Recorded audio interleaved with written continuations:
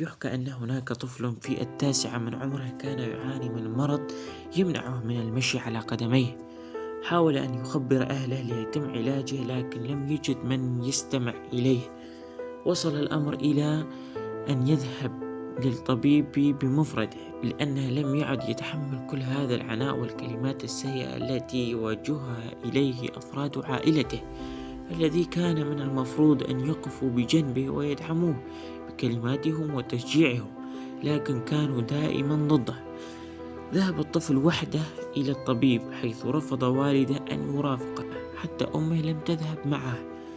سافر إلى المدينة التي تبعد 35 كيلومترا من مسكنه، وخضع للعلاج القوي الذي كان يسبب له الكثير من الآلام.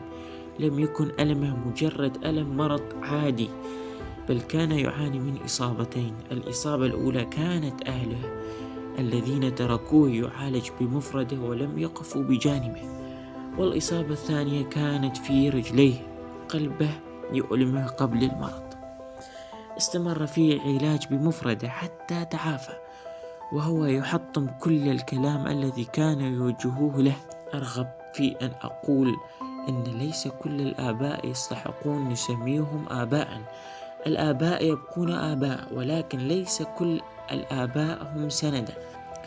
إنها كلمة عظيمة، وقليلون هم الذين يستحقونها ويعملون بمقاضاتها. لا يجب أن تغركم المظاهر، فلا أحد يعلم ما يحدث في داخل المنازل. الأب هو الشيء العظيم في حياة أبنائه، ومن الضروري أن يكون الأب صديقا لأبنائه، ثم يصبح أبا حنونا متفاهما ودواء لكل جرح.